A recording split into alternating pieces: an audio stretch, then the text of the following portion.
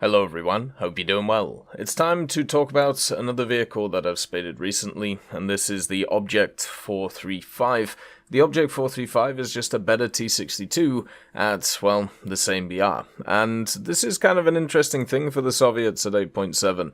Right now, after some of the BR decompression of the last few updates, they actually have an insane 8.7 lineup. The Object 435, the T-62, the T-55 Drozd, and then also stuff like the Object 685, the BMP-2, even the T-10M, the IT-1, the Sturm S, and then of course the Object 279, the IS-7, the T-55 AM-1, and whatever CAS you want, including the Mi-24s. It is nuts it is a ridiculous lineup, to a point where one of the days I was spading out the Object 685 and also the 435, I was able to play about 20 matches and win 18 or 19 of them. It was just a completely crazy place. But the Object 435 was one of those vehicles that I was looking at to play and knew I was going to enjoy it before I got into it because of the fact that the vehicle has the gun that I pretty much enjoy and also the general platform that I enjoy. Even though it's a prototype,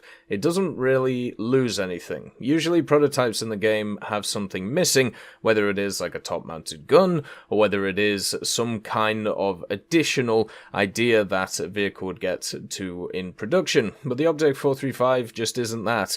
The fact it gets the 14.5mm KPVT on the top of it really helps it out. It means that the helicopters and also planes and even just light vehicles can just die to the machine gun itself instead of the gun that is on it. So overall it just feels really nice to kind of set up. The gun itself is the 115mm U5TS.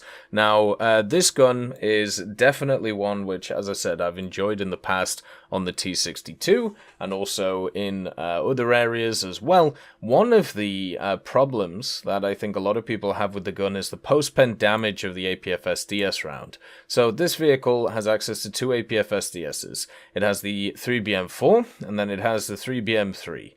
Now, the 3BM4 does more penetration at higher angles, whereas the 3BM3 does more penetration at no angles. So basically, it's a choice of, are you coming up against more armor which is less angled or more armor which is more angled? Now for me, since it's at 8.7, I take the default shell, the 3BM4, because it has the higher angled pen, and because a lot of the vehicles you run into do have angled armor, it seems to work pretty well against them.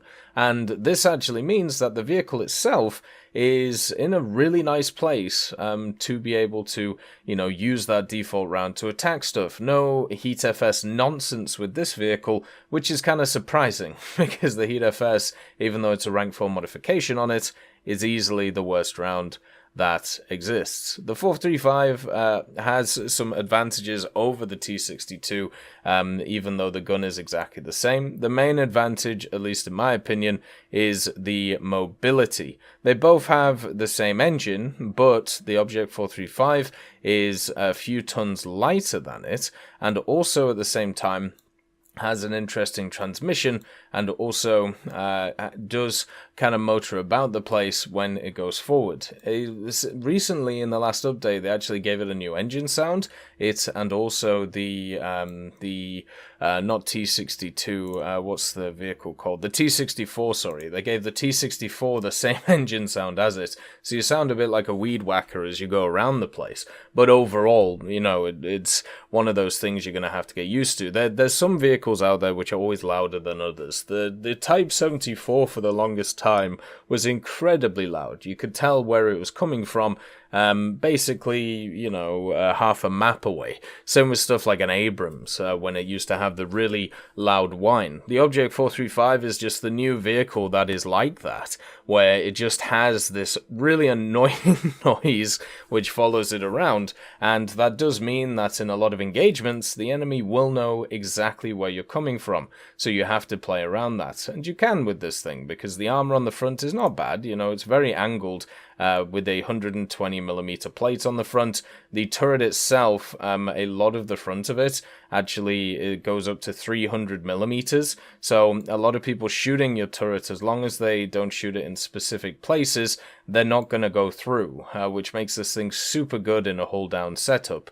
You can technically get overpressured through the cupolas, but it's not exactly an easy shot to do, and after facing many HE sluggers, because I played it basically when the VDAR and other vehicles were, the most popular is probably the way to put it, it was easy to just annihilate them with the gun, and then the KPVT, and then obviously the stabilizer on it. The only weakness of this platform is, well, I suppose twofold. The reverse isn't really there, so you've got to be super careful when you get into a position compared to other vehicles, because you can't really get out of it.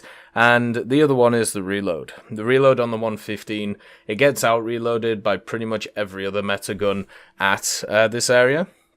It has the same reload as my Object 279, just to give you an idea. So the Object 279 with its 130mm ridiculous gun has exactly the same reload basically as my 115 from the Object 435. So that is definitely a limitation on it, and will get you killed every so often. The first stage ammo storage is also only 8 pieces, and the place where it stores rounds after that first stage ammo storage is actually in the back of the vehicle, so below where the turret is. So if you get penned in the middle of the vehicle, you can actually get, ammo racked pretty easily in this machine. I feel like not a lot of people know about that because they shot me in different areas instead of that, and I found that really odd because of, why not just kind of finish me off in that way, just take out the ammo. Another thing is it does have those ridiculous Russian fuel tanks which eat rounds, which is super nice. And another thing to also note about the 435 is the simple fact that it's tiny. And this is something which is very hard to understand. But if you haven't played this vehicle, but you have access to unlocking it, take it out in a test drive and just put it next to an M60. You will realize how flat and low this vehicle is and how small this vehicle is. And then you'll realize a lot of these Soviet vehicles are like this. So even though this thing only has 5 degrees of gun depression, it actually works for it. It works really well for the vehicle because of the fact you're so low to the ground. You don't need crazy gun depression. The elevation is a bit of an issue on the vehicle, but the gun depression is not. And it's just one of those things that makes these vehicles really fun to play. You are a smaller target, you have decent mobility, and you have a big donkey gun on the front, which is able just to do a ton of damage to whatever you face.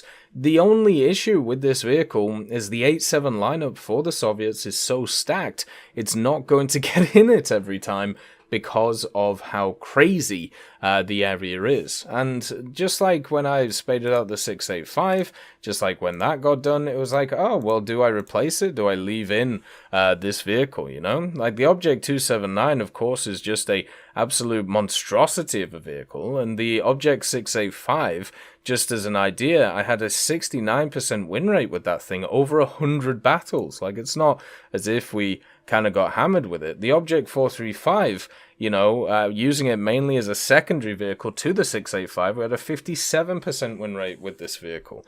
This lineup is just crazy, and also, they're not breaking it up at all. So that's really the only problem with it. It's not the fact that this vehicle is bad or, good or anything. It actually fits its BR really well.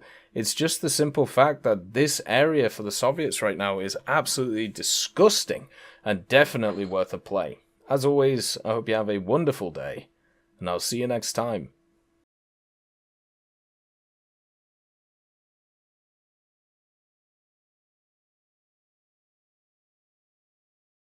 I'd just like to thank Brendan Quinn, Vilneus, Character Fuel, Juan the Panda, Carrion Crow, Gus Irenicus, Pyman, Merciless Reaper, Orange Tail, Teddy, Daniel Stanton, Moxie, B. Young, Bareen, Peter Grayling, Alan Hacker, Sem Alslan, Uncle Bean, and Derek R., and also Lafouche for supporting the channel.